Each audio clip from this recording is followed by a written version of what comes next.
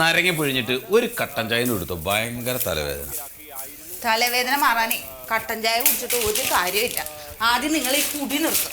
നീ ഒരു കട്ടൻ ചായ കൂടെ എടുക്കുവോ? ഒരു കാര്യം ചെയ്, ഇവിടെയൊക്കെ അടിച്ചു വാരി. അപ്പൊ പിന്നെ ഞാൻ അവിടെ കട്ടൻ ചായ ഇട്ടോണ്ട് നിന്നാ മതിയല്ലോ.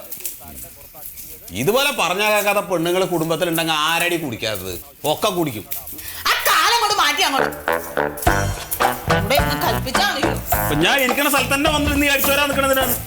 വേറെ എല്ലാം കഴിഞ്ഞോ? അല്ല, നിങ്ങൾ ഇരിക്കുന്ന സ്ഥലം മാത്രം അങ്ങോട്ട് ഒഴിച്ചിടാം. എല്ലാം നിങ്ങളുടെ സൗകര്യത്തിന് വേണം ഇവിടെ. ബാക്കിയുള്ള പണിയെടുക്കണമെന്ന് ഇവിടെ ആർക്കും കാണണ്ട. ആ കാലം അങ്ങോട്ട് മാറ്റി. ഒരു കഷ്ടപ്പാടാണ് ദൈവമേ ഇത്. ഇന്ന് പണിക്കൊന്നും പോണില്ലായിരിക്കും. ഇന്ന് പഠിക്കൊന്നും പോകണില്ല. എല്ലാരും കോഴിക്കോട് ഉണ്ടാക്കാനാ പറയുന്നത്. ആ, നിങ്ങൾക്ക് അതല്ലേ ഉണ്ടാക്കാൻ അറിയാവുള്ളൂ. അല്ലാതെ മാളിക പണിയുടെ പെരുന്തച്ചനൊന്നും അല്ലല്ലോ. അങ്ങനെ പണി പഠിക്കാൻ പോയപ്പോഴത്തേക്കും കുടിച്ചോണ്ട് നടന്നു. പിന്നെ പറഞ്ഞിട്ടെന്താ കാര്യം?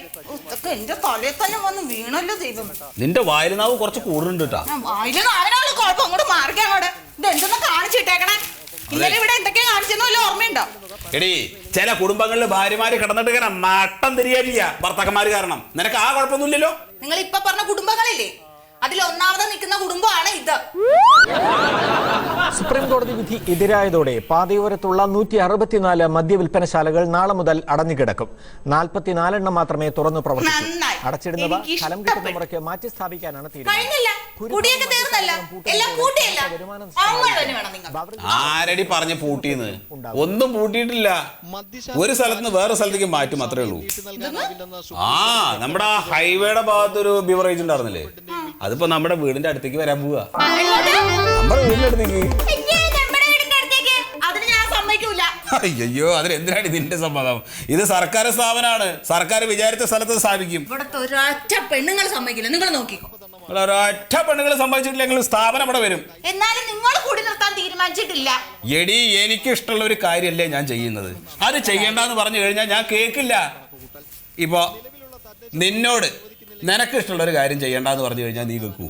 നിന്നോട് ഈ ടി വിയിൽ കാണുന്ന സീരിയല് നീ കരഞ്ഞോണ്ടിരിക്കുന്നില്ലേ, കണ്ണീരിങ്ങനെ വാർക്കാറില്ലേ, അത് നിർത്തുന്ന് പറഞ്ഞു കഴിഞ്ഞാൽ നീ നിർത്തുവോ?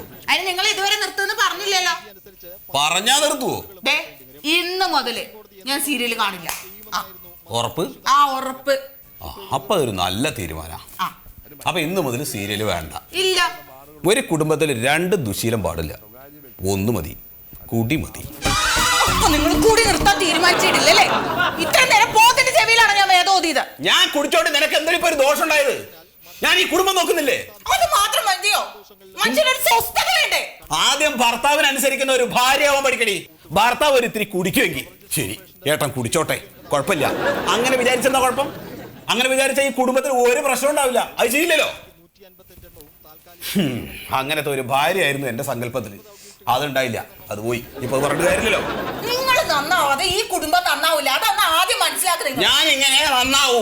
ആ, എന്നാ ഞാനും പറയണേ, എന്റെ ജീവ കളയണ വരെ ഞാൻ സമരം ചെയ്യും ആ ബിവറേജ് ഇവിടെ വരാതിരിക്കാൻ വേണ്ടി. നീ സമരം ചെയ്യണ? ആ ബിവറേജ് ഇവിടെ വരുമോ വരില്ല ഞാനും നോക്കട്ടെ. ഞങ്ങൾ കുടിയന്മാരെല്ലാരും കൂടി ഒരുമിച്ച് ഒന്ന് സമരം ചെയ്യും. അത് ഇവിടെ വരുമോ വരില്ല ഞാൻ കാണിച്ചു തരാം. വരാൻ പോണില്ല. ഓ, എനിക്ക് തലവേദന വരുത്തിട്ട് പോയി. ആ, നന്നാവാത്ത എന്നെ പിന്നെ എനിക്ക് നന്നാക്കാൻ നിൽക്കേണ്ട കാര്യം. അടുത്തെനിക്ക് ജീവിതം എങ്ങോട്ടെങ്കിലും ഇറങ്ങി പോണോ എന്നെ നല്ലത്. നശിച്ച ഒരു വീടും.